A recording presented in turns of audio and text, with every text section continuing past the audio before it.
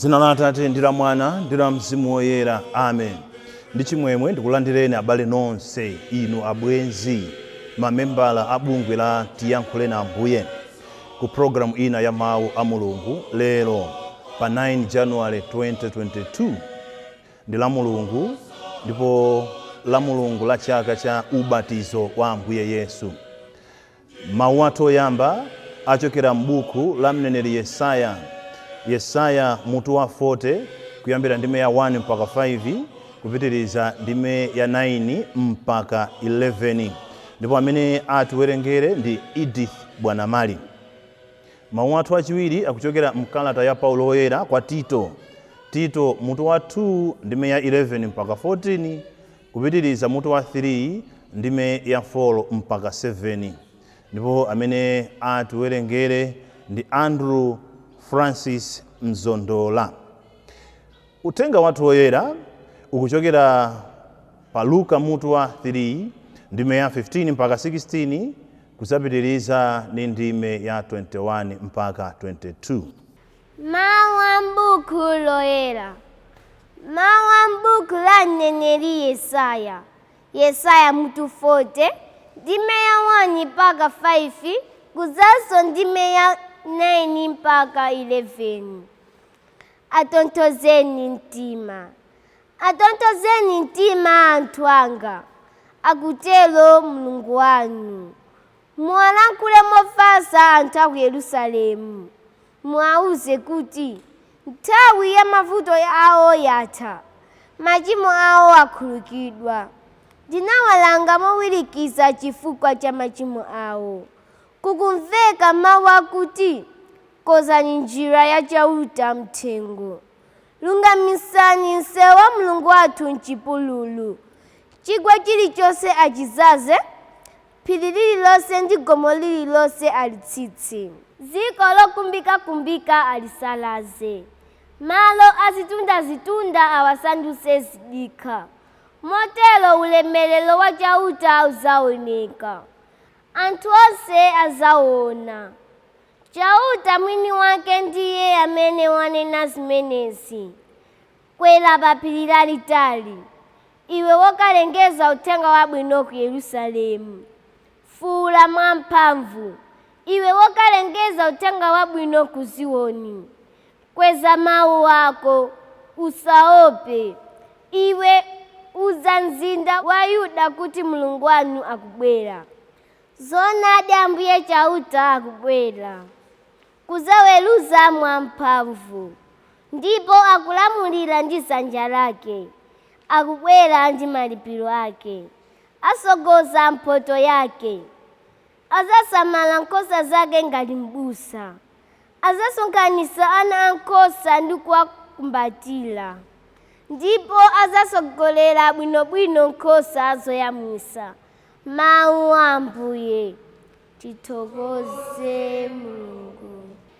Mawu achiwiri a m'buku loyera. Mawu a mkalata ya Paulo oyera yolembera Tito mutu 2 ndime ya 11 mpaka 14 kuzanso mutu 3 ndime ya 4 mpaka 7. Mulungutu waonesa kukoma mtima kwake kofuna kupulumutsa anthu onse. Kukoma mtima kwakeko kumatiphunzitsa kusiya moyo osalemekeza Mulungu ndiponso zilakolako za dziko lapansi. Kumatiphunzitsa kuti moyo wathu pansi pano ukhale wozilesa, wolungama ndi wolemekeza Mulungu.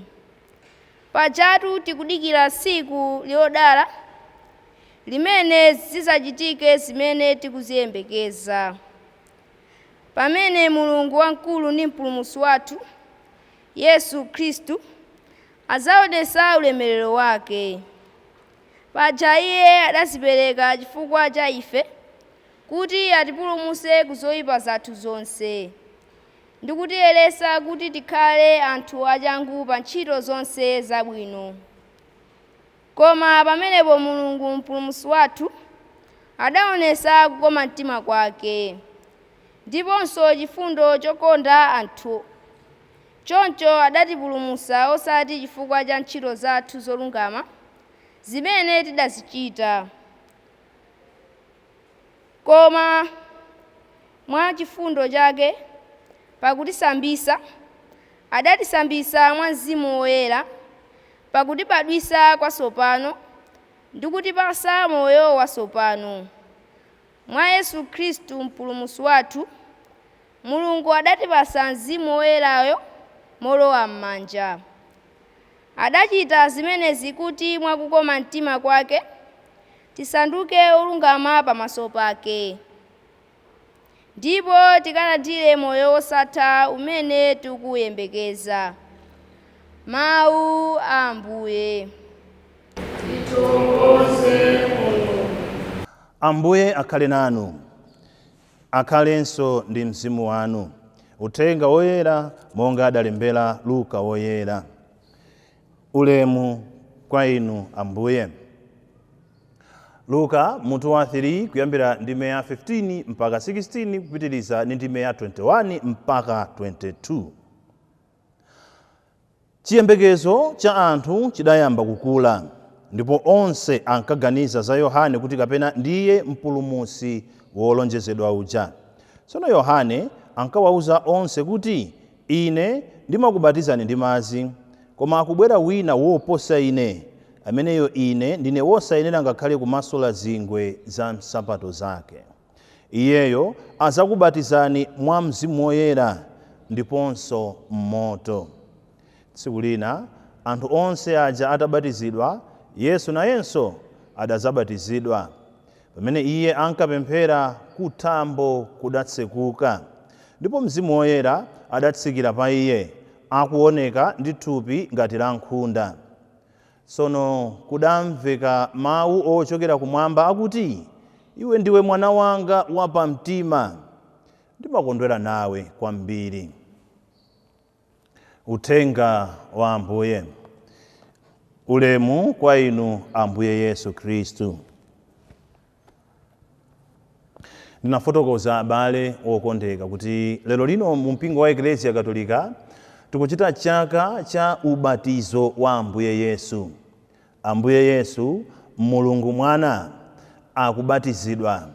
Akubatizidwa ndi ubatizo wa Yohane, ubatizo umene umathandiza anthu kuti akhululukidwe machimo awo. Ubatizo ngati uja umene inu ndine timalandira, uja umene katikisimu wa Katolika amatifotokozera kuti ndi sakramenti limene limafafaniza tchimo lathu limene timabadwa nalo komanso machimo ena onse. Ambuye Yesu ngati Mulungu Mwana, Ambuye Yesu ngati mwana wa Mulungu sanabadwe ndi tchimo lina lililonse, komabe analandira ubatizo. Analandira ubatizo ndi chifukwa chake timamva pena kuti Yohane mbatiza makana kuti kodi ine nkubatiza inu kapena inu ndiye woyenera kuti mundibatize ine? Ambuye Yesu anamuwuza kuti kwa kanthawi ino ndibatize, azazimvetsa zinthu kutsogolo, pali zinthu zina zimene zimamveseseka pakadusa nthawi. Pamene tikuchita chaka cha ubatizo wa Ambuye Yesu, tikumbukirenso za kubatizidwa kwathu tonsefe. Tikumbukire za tsiku lopambana limene tinabatizidwa, limene tinasanduka ana a Mulungu, komanso tinasanduka ana a Eklesia. Kuti tinalandira chiyitanidwe chopambana, tinapasidwa zina lopambana. Muja timayimbira pa ubatizo nyimbo ija timati, ndine Khristu zina langali la ulemu ndi la mphamvu, la chimwemwe komanso la chikondi. Pamene tikuchita chaka cha ubatizo wa Ambuye Yesu, kwenikweni ndimafuna kuti tisinkhesinkhe za mawu amene anamveka kuchokera kumwamba, mawu amene anamveka kuchokera kuthambo pamene Ambuye Yesu amabatizidwa. Mawu amene Mulungu adalankhula kuti iwe ndiwe mwana wanga wapamtima, ndimakondwera nawe kwambiri. Mulungu akulankhula choncho, akuwauza Ambuye Yesu kuti ndi mwana wapamtima, amakondwera naye kwambiri. Ndimafuna kuti mawu amenewa akuyenera kukhala mawu amene ife tonse timayenera kuti akhazikike m'maganizo mwathu, akhazikike mu mtima mwathu, akhazikike m'moyo wathu. Koma mutati muone ambiri mwa ife mawu amene akhazikika m'moyo wathu ndi olakwika, ndi mawu achabe, ndi mawu osakhala bwino, ndi mawu amene anthu anatilankhulira atapsya nafe mtima, ndi mawu okhumudwitsa, mwina pena ndi mawu otukwana kumene. Ndamene timakhala tikuwapanga rewind, kuwabwereza, kumawamvesera m'maganizo mwathu, ndi kumayenda tsiku ndi tsiku tili ndi nkhawa zathu titakhumudwa na tichitabe play mawu amene anatilankhulira ena ake atapsya mtima, mwina chifukwa choti tinawawakira kapena tinawakhumudwitsa. Akhoza kukhala kuti mwina ndife ana amene tikamayenda timamvesa mu mtima mwathumo kuti ndife anthu achabechabe, mwina chifukwa cha makolo otibereka, makolo athu, bambo athu, mayi athu, kapena achibale amene amayenera kuti atithandize kuti tikhale anthu ozikhulupirira, anthu ozidalira. Akhoza kukhala aphunzitsi athu, mwina akhoza kukhala wansembe wathu, akhoza kukhala aphunzitsi athu amasonkhano, akhoza kukhala wina aliyenseyo amene amayenera kuti atithandize kukhala anthu ozinyadira, koma zikukanika chifukwa choti mwina tinalakwitsa, mwina sitinachite bwino, mwina tidakali achichepere, tinawakhumudwitsa, ndipo analankhula mawu amene mpaka pano timawakumbukirabe. Tikhoza kukhala kuti ndife ana tinawalakwira makolo, anatimenya, anativulaza, tinachita bala lija linapola, tinakhala ndi chilema.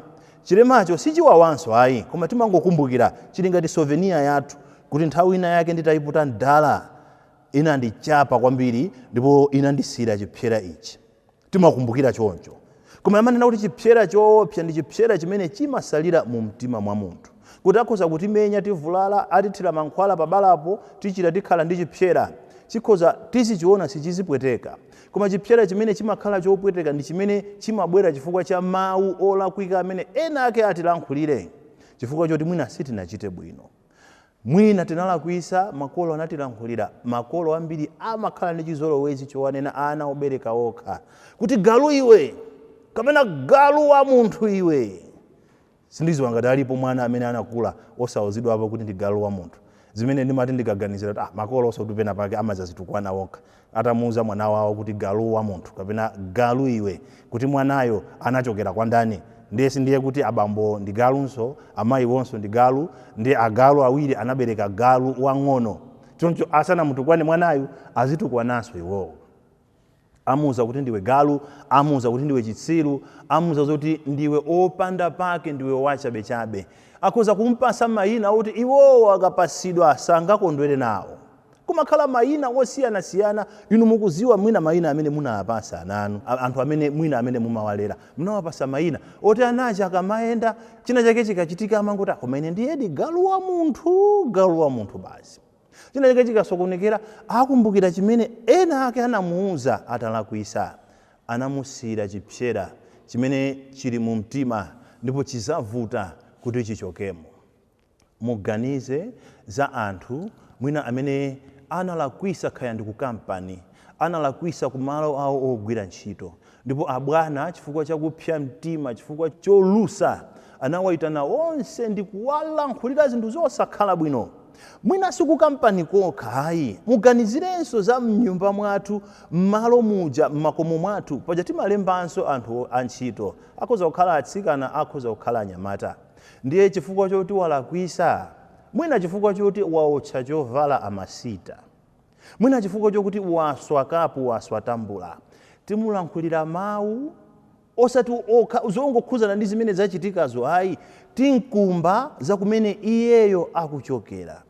Tikamba za umphawi wake, tikamba za kusauka kwake, tikamba za mavuto a kunyumba kwawo, tikamba za abale ake. Kwanu aliko ali ndi chinthu ngati chimenecho, kwanu kuli magesi, kwanu kuli mwakuti, kwanu kuli zakuti. Zimene iye uja akakhala pansi adziwa kuti koma kusauka ndi ukapolodi. Zimene zimpangise mwini wake akakhala kuti azinena kuti ineyo mwina bola ndikanati ndisabadwe, ineyo mwina moyo ukanati usakhale chonchi.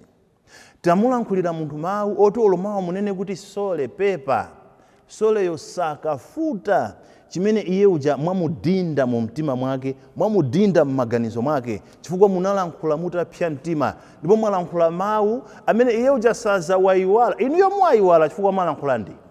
Inuyo simumvesa kulemera kwa mawu amene mwalankhulawo, koma iye amene mwamkumba, amene mwamukumbusa za kusauka kwa kwawo, amene mwamukumbusa za kuvutika kwa kwawo, amene mwamulankhulira za abale ake osiyana-siyana amene ndi osowa chifukwa choti walakwitsa chinthu pakhomo, ameneyo akhala pansi namaganiza kuti ife ndiye bola tikanati tisabadwe, ife ndiye achabechabe basi. Kukanakhala kwabwino tikanati tisabadwe. Mawu ngati amenewo ndikunena kuti ngakhale ife amene tinalankhulidwapo zinthu ngati zimenezo tikuyenera kuti tiwafute m'maganizo mwathu. Zoti zachitikazo zachitika. Chilichonse chimene anthu alankhula sangathenso kuchipanga withdraw.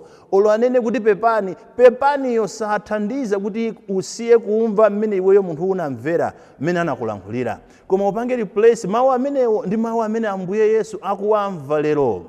Uziuze zoti ine ndine mwana wa Mulungu wapamtima, ndipo Mulunguyo amene ndi bambo wanga amakondwera nane. Wina aliyense akhoza kundiona mmene iyeyo akufunira. Wina aliyense akhoza kundilankhulira monga momwe iyeyo akufunira kundilankhulira, koma sizimusintha Mulungu mmene iye amandionera. Sizimupangisa Mulungu kuti asiye kundikonda, sizimpangisa Mulungu kuti anene kuti ndasiya kukhala mwana wake wapamtima. Umakhalabe mwana wapamtima wa Mulungu ngakhale anthu azikuona ngati wachabechabe, kachipapa, munthu amene ali wopanda ntchito. Anthu amene anakhumudwisidwapo ndi munthu amene amamukonda, kambiri mu mtima mwawo mumazaza nkhawa, mumazaza mkwiyo, amakhala so bitter. Ena mwina chifukwa cha zimene munthu anawalankhulira, zija zimene anthu amalankhulirana akakhala kuti apya mtima ndipo akufuna kuthesa ubwenzi, akufuna kuthesa banja. Zimene zimawapangisa anthu kuti apange chisankho choti ine sinzakhalanso pa banja. Zijana imba Skefa Chimoto kuti chinamuluma chakuda amuchulukira ndi mantha, lero chakuda chilichonse akumangothawa. Sikuti alibe chikondi ayi amakonda, sikuti sosafuna kukondedwa ayi ndithu amafuna, koma chinamuluma chakuda olo aonekhala amathawa. Anamukhumudwisa ena sakhulupiriranso wina aliyense. Sanganame sizimampweteka ayi zimawawa. Akaona ena akukondana ndithudi amasirira, koma akakumbukira chakuda chimene chinamuluma. Kuti iye amene ankamukonda poyamba, iye amene ankamuuza mwina masiku ena kuti you are one in a million, sinakhalepo ndi munthu ngati iwe. You are an angel sent from heaven. You are my soulmate. Zija anthu amalankhulirana. You are my everything, you are my sunshine, you are my chani zija zokoma zimene anthu amalankhulirana. Kuti wakulankhulira zonsezo lero mawa akazuka akuza zoti I'm sorry we cannot continue. I'm just tired of this relationship. Iwe kuyesesa kufufuza kuti abale chimene chala kuika ndi chani, sangathe kukufotokozera. Anayimbanso Skefa Chimoto kuti wokondedwa sakukufunaninso, koma chomwe mwalakwa simukuchiziwa, mwapepesa sizikumveka, wamenyesa nkhwangwa pa mwala, musayambe zitumwa ayi. Yesu mumutulire ndani? Yesu. Kuti pena zimakhala choncho kuti Yesu ungathe kumvesa kweni ndiye ena mwina chifukwa choti iweyo kuyesesa kuti umvesese kuti but what has gone wrong. Pamene pala kuika ndipati, zimaoneka kuti timamvana, zimaoneka kuti timagwirizana, zimaoneka kuti we were understanding each other ngati anthu amene tili mature. Chachitika ndi chani kuti ufike size yopanga chisankho chotere? Nde ukakumbukira zonse zimene ankakuuza zabwino. Alipo ena amakhala ndi mawu anthetemya, akataka kuimbire nyimbo iwe nkumakondwa. Kayazi kuimbira ya Rashire kuti mtima ndakupasa fasa palibe chotsala, ndinong'oneze baby pamene sindifikira. Mtima wanga onse, thupi langa lonse, moyo wanga onse, ndiweyo kulamulira. Ona ndazipereka nsembe, ndakukonda sindingazembe, baby zindikira, zonse nkuchitirazi, suzandiukira, suzandisindira, azwezwezwezwe kuzakhala ufuna kwako. Mafotokoza ndi azikuimbira zimenezo, iwe ukakhala pansi ndikumaganizira zonse zimene ankakuuza. Ndiye ukuyesesa kuti umufunse kuti tandifotokozera kuti pamene pala kuika ndipati ndiye chifukwa chakupya mtima, chifukwa choti waona mawanga ankhanga, akuona kuti umuchedwesa, ndikukuuza mawu opweteka. Ndikanakondwa ndikanati ndisakuziwe, kukumana ndiwe inali mistake. Ndipo sindimaziwa kuti anandiloza ineyo ndimfitidi kuti mwa iwe nakondamo chani. Na akuuza zinthu zambirimbiri ma opposite azonse zimene ankakuuza poyamba kuti wapanga reverse zabwino zimene amakuuza wakupasa chihipi sopano cha ma insults zotukwana zokukhumudwisa kuti ngati ndikuphwanyika mtima uphwanyike, ngati ukufuna kuzipha ziphe because you know I want to move on, I've seen somebody else better than you. Iwe ndikukhumudwa ndikunena kuti ndiye kuti I am stupid, ndiye kuti I am useless, ndiye kuti I am hopeless, ndiye kuti I am good for nothing, ndiye kuti ndine munthu wachabechabe, I am unlovable, nobody can love me, I am unlikable. Uziuza zambirimbiri zokhumudwisa zimene zikupangisa kuti I think nkwabwino ningokhala single, ndisazakhalenso ndi mwamuna. Izizi zachikondi ndaziyesa zandikanika chifukwa chakuti wina wakupangisa kuti ukhale ndi negative attitude towards love. Koma ndikunena kuti ngakhale iwo amene anauzidwa zinthu zolakwika ngati zimenezo, anasambulidwa ndi mawu, analankhulidwa zosakhala bwino, akuyenera kupanga replace mawu amenewo ndi mawu amene Ambuye Yesu anawamva. Mawu si a Ambuye Yesu okha, ndi a ife tonse amene tinalengedwa. Mulungu akutiuza tonsefe, akundiuza ine, akukuuzani inuyo kuti iwe ndiwe mwana wanga wapamtima, iwe ndiwe mwana wanga wokondeka, ndipo ndimakondwera nawe kwambiri. Ambuye akhale nanu.